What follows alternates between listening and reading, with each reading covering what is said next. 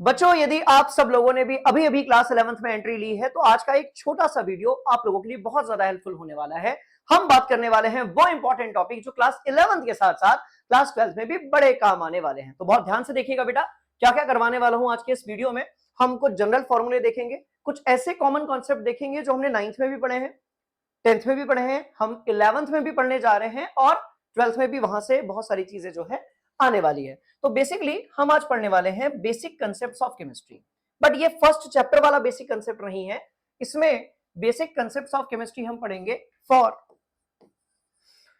11th class and for 12th class. अब सुनो कौन से टॉपिक्स हैं आपके एकदम स्ट्रांगली जो है क्लियर होने चाहिए, राइट, जिससे आपका 11th और आपका जो 12th है वो बहुत बढ़िया हो जाएगा। तो वन बाय वन सारे बता रहा हूं, बहुत ध्यान से देखिएगा, मजा आएगा। वीडियो छोटा है पर आपके लिए बहुत ज्यादा हेल्पफुल होगा। ठीक है बच्चों, बढ़ते हैं आगे। बेटा देखो, सबसे पहले हम 9th और ध्यान से सुनना, सबसे पहले हम टॉपिक्स देख लेते हैं, topics from 9th and 10th which are equally important for, ठीक है, required for 11th and 12th। ये वो पार्ट है जो आप ऑलरेडी पढ़ चुके हो, ठीक है। अब इसको हम भले ही 11th 12th में थोड़ा सा डेप्थ में पढ़ेंगे, बट या दीज टॉपिक्स आर आप ऑलरेडी एक बार पढ़ चुके हो, राइट। तो वो टॉपिक्स जो 9th 10th में आपने पढ़े हुए हैं और आप उसको इस बार भी यूज करने वाले हो, उसके बारे में हम थोड़ी सी बातें कर लेते हैं। चलो भाई बच्चों, सबसे पहला जो टॉपिक है ना बेटा वो है क्लासिफिकेशन ऑफ मैटर। अब मैं आपको बता रहा हूं ये इंपॉर्टेंट क्यों है, क्योंकि 11th 12th में भाई हम बहुत सारी फिजिकल केमिस्ट्री पढ़ते हैं। ठीक है सर, बहुत सारी फिजिकल केमिस्ट्री पढ़ते हैं, बात तो बिल्कुल सही है। अब बच्चों ये जो क्लासिफिकेशन ऑफ मैटर है, देखो वैसे तो बड़ा आसान है, 9th में हमने पढ़ा था कि भाई मैटर प्योर होता है, मिक्सचर होता है, होमोजीनियस होता है, हेट्रोजीनियस होता है। बट आप कई बार देखना कि ये इतना सिंपल टॉपिक होने के बाद भी आपको कंफ्यूजन हो जाता है कि कौन सा सोल्यूशन या मिक्सचर होमोजीनियस है, कौन सा हेट्रोजीनियस है, कैसे हम आइडेंटिफाई करेंगे कि प्योर सब्सटेंस है कि नहीं है। और ये जब आपको क्लियर नहीं होने लगता है, ये जब आपको क्लियर नहीं होता है तो आपको फिर बहुत सारे ऐसे डाउट्स आते हैं जो कि नहीं आने चाहिए क्लास 11th और 12th में। फिर क्वेश्चन की अंडरस्टैंडिंग नहीं हो पाती है, कॉन्सेप्ट क्लियर नहीं हो पाता है और मार्क्स कट हो जाते हैं। तो मेरी बात बहुत ध्यान से सुनोगे, ये जो मैटर है बेटा इसको आप ऐसे याद रखो कि भाई ये दो तरीके से होता है बेटा, एक तो प्योर हो गया और एक आपका मिक्सचर हो गया। अब हर वो चीज जिसका केमिकल कॉम्पोजिशन एकदम फिक्स्ड है, जैसे आयरन की रॉड का केमिकल कॉम्पोजिशन Fe है, कार्बन डाइऑक्साइड का CO2 है, ग्लूकोज का C6H12O6 है। तो जिसका केमिकल कॉम्पोजिशन एकदम फिक्स्ड होगा वो आपका कैसा हो जाएगा, प्योर हो जाएगा। तो बेटा ये हो गया fixed chemical composition. Yes sir, बात तो बिल्कुल सही है, ये हो गया फिक्स्ड केमिकल कॉम्पोजिशन। सोचो 9th क्लास में हमने पढ़ा था बट फिर भी हमको कई बार कंफ्यूजन होता है। मिक्स में डोंट हैव फिक्स्ड कॉम्पोजिशन। क्या मेरी बात समझ में आ रही है? ओके, तो एलिमेंट्स और कंपाउंड्स हमारे फिक्स्ड वाले में आ जाएंगे, प्योर वाले में आ जाएंगे, और मिक्सचर में हमारे आ जाएंगे होमोजीनियस जिसमें हम सॉल्यूशन पढ़ते हैं, और हेट्रोजीनियस जहां पर हम सस्पेंशन और कोलाइडल सॉल्यूशन पढ़ते हैं। तो पहला ये एक इंपॉर्टेंट पार्ट है, इसको इसके बिल्कुल नहीं करना है। सेकंड पर हम आ जाते हैं बच्चों। Second one is what, electronic configuration. क्योंकि केमिस्ट्री यदि आप पढ़ रहे हो तो एलिमेंट्स के साथ आपका कनेक्शन होना बहुत जरूरी है, और उस कनेक्शन को अच्छा करने के लिए आपको basic electronic configuration, atomic number type की चीजें बिल्कुल पता होनी चाहिए। तो बेटा इलेक्ट्रॉनिक कॉन्फ़िगरेशन, ठीक है सर, एक ये वाली चीज भी हम पढ़ लेंगे। ऑल्दो अब ये आपको अपडेटेड वाला याद रखना है। अपडेटेड वाला कौन सा सर? SPDF वाला जो इलेक्ट्रॉनिक कॉन्फ़िगरेशन है वो बढ़िया है भाई, उससे हम किसी भी एलिमेंट के बारे में बहुत सारी चीजें बता सकते हैं। तो अपडेटेड वाला इलेक्ट्रॉनिक कॉन्फ़िगरेशन हमको पता होना चाहिए। तीसरा जो टॉपिक है बच्चों वो है हमारा ऑक्सीडेशन नंबर। ऑक्सीडेशन नंबर तीसरा जो है वो है हमारा ऑक्सीडेशन नंबर। ये वो ऑक्सीडेशन नंबर है जिससे हम ये बता सकते हैं कि कोई रिएक्शन जब हो रही है तो वो रिडक्शन है या ऑक्सीडेशन है या रिडॉक्स रिएक्शन है, राइट, यानी कि दोनों चीजें हो रही। तो ऑक्सीडेशन नंबर जो है वो होता है basics of redox reaction, very basic for redox reaction. क्या ये क्लियर हो गई बात? यस सर, बिल्कुल क्लियर हो गई। ऑक्सीडेशन नंबर हम बिल्कुल भी स्किप नहीं करेंगे। क्लियर हो गई बात? चलो बेटा, तो एक ये कहानी थी, ये तीन टॉपिक्स आपके बड़े इंपॉर्टेंट है जो होने चाहिए 9th और 10th से। अब क्योंकि पहले 9th में मूल कॉन्सेप्ट भी था पर अब मूल कॉन्सेप्ट है नहीं, तो आप यदि फिजिकल केमिस्ट्री को स्ट्रॉन्ग करना चाहते हो तो आपको मूल कॉन्सेप्ट और मोलर मास के बारे में राइट। और जितने भी फॉर्मूले मोल कॉन्सेप्ट के हैं, कंसंट्रेशन ऑफ सॉल्यूशन के हैं, वो सारे आपको पता होने चाहिए। तो अगले वाले पेज में मैं आपको वो चीजें करवा दे रहा हूं। बात समझ में आ गई? जी हाँ sir.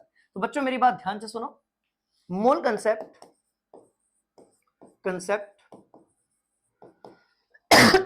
And concentration of mixture. Concentration of what? Mixture कह लो या सॉल्यूशन कह लो। यदि हमारे पास होमोजीनियस मिक्सचर है तो आप सॉल्यूशन भी कह सकते हैं। अब मेरी बात बहुत ध्यान से सुनो भाई, ये जो मोल कॉन्सेप्ट की कहानी है ना, ये पता है बहुत सारे बच्चे क्यों नहीं पढ़ते हैं? पता है क्यों नहीं पढ़ते हैं? बताओ क्यों नहीं पढ़ते हैं? उनको कभी यही समझ में नहीं आया कि भाई ये जो मोल है वो बेसिकली है क्या। बेटा मोल एक बहुत बड़ा ग्रुप है और कुछ डरावना है ही नहीं। मोल क्या है सर? एक बहुत बड़ा ग्रुप है। जैसे एक बात बताओ, मेरे पास कोई भी चीज दो होगी तो उसको मैं बोलूंगा पेयर, राइट। मेरे पास यदि कोई भी चीज 12 होगी, ग्रुप ऑफ 12 होगा, तो हम उसको बोलेंगे डोजन। मेरे पास कोई भी चीज 100 होगी, ग्रुप ऑफ 100, तो हम उसको बोलेंगे century. On the same way ये जो हमारा मोल है ये बेसिकली है बेटा दैट एक ग्रुप है। अब कहां से निकला वो एक अलग चीज है, but it is what? Group of 6.022 into 10 to the power 23 particles. इतने पार्टिकल्स का जो ग्रुप है उनको हम क्या बोलते हैं बच्चों? मोल बोलते हैं। आर यू गेटिंग दिस बेटा? इतने पार्टिकल्स का जो ग्रुप है we call it group, just like dozen is a group of 12 and century is a group of 100। Clear है बात? बढ़िया से, बहुत बढ़िया। ये मोल कॉन्सेप्ट है। अब ये मोल कॉन्सेप्ट में नंबर ऑफ मोल्स के जो तीनों फॉर्मूले हैं ना वो आपको पता होने चाहिए। आप क्या करते हो भाई, ये given mass divide by molar मास वाला याद कर लेते हो और कहानी वहीं पर खत्म कर देते हो। नहीं बेटा, कहानी वहां से शुरू हुई है, वहां खत्म नहीं हुई है। इसका मतलब ये कि आपको W divide by molar mass is equal to N divide by Na और is equal to V divide by 22.4 जो हमारा मोलर वॉल्यूम होता है, यूनिट ट्री मोलर वॉल्यूम होता है, वो हमें पता होना चाहिए। अब आ जाते हैं कंसंट्रेशन ऑफ मिक्सचर पे। यहां पर भी काफी चीजें हैं जिसमें आपने सुना होगा मोल फ्रैक्शन। यस सर, बिल्कुल सुना है सर। मोलैरिटी, मोलैरिटी भी तो सुनी है हम लोगों ने, बिल्कुल सुनी है सर। मोलैरिटी भी सुनी है, सीधी लाइन खींच लेते हैं, है ना? चला जाओ, ठीक है। मोलैरिटी सर, इसके बाद मोलैलिटी।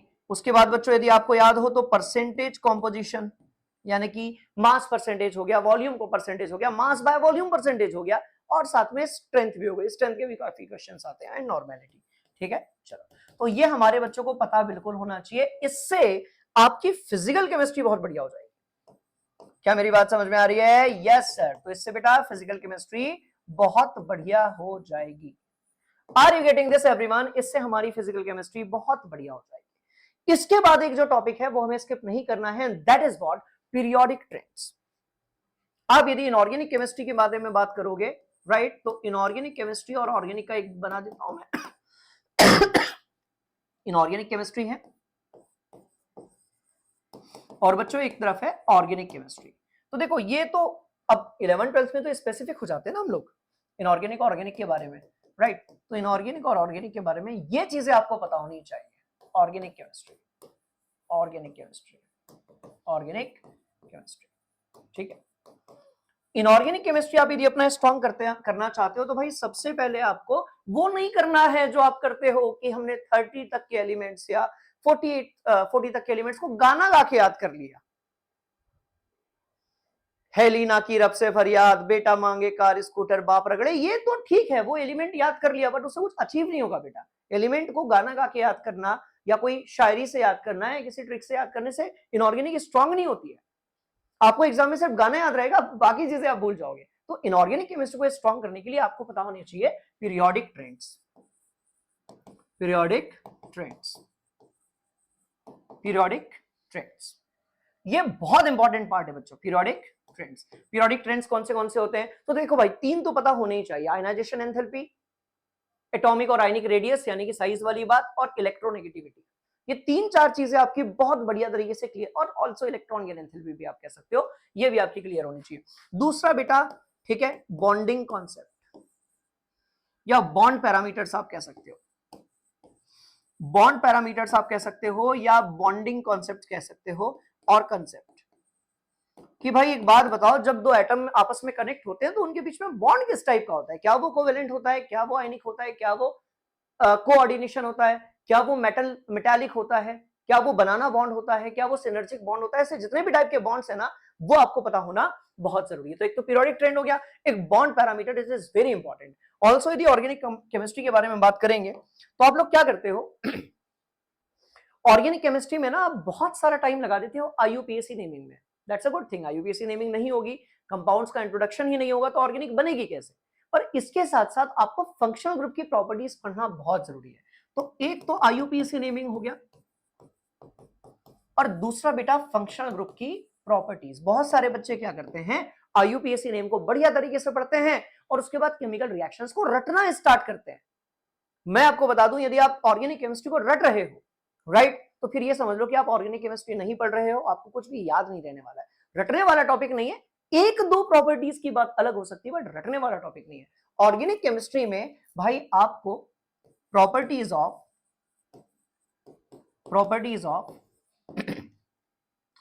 फंक्शनल ग्रुप का पता होना बहुत जरूरी है कि कौन सा फंक्शनल ग्रुप किस तरीके से बिहेव करता है, राइट। और दूसरा ये कि बॉन्ड डिस्प्लेसमेंट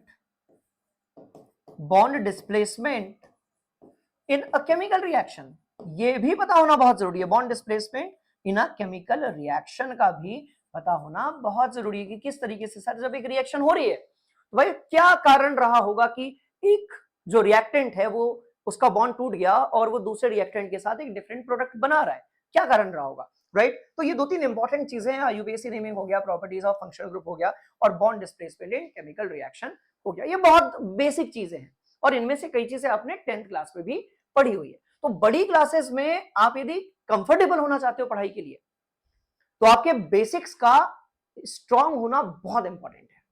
क्लियर हो गई बात। तो ये वो सारे इंपॉर्टेंट चीजें थी, ओके, ये आपको बेटा पता होनी चाहिए। अब एक सवाल पैदा होता है कि ये जितनी भी टॉपिक्स मैंने डिस्कस किए हुए हैं क्या ये 11th स्टार्ट होने से पहले हमें पता हो सकते हैं? बिल्कुल हो सकते हैं। ये सारे ही टॉपिक्स को हम करवा देते हैं ब्रिज कोर्स में। किस में करवा देते हैं बच्चों? ब्रिज कोर्स में, ठीक है। तो ब्रिज कोर्स भी आप ज्वाइन कर सकते हो, कोई दिक्कत वाली बात नहीं है। बैच हमारी स्टार्ट हो गई, आप वहां पर भी आ सकते हो, ठीक है। बैच बिल्कुल स्टार्ट हो गई बेटा, आप लोगों की शौर्य बैच है तो you can also join Shaurya batch, है ना। तो पहले ब्रिज कोर्स करवाया गया है उसमें और उसके बाद फिर आपका जो सिलेबस है वो स्टार्ट किया गया है। आप AR10 यूज कर लीजिएगा, इसमें आपको 60% जो है ऑफ मिल जाएगा।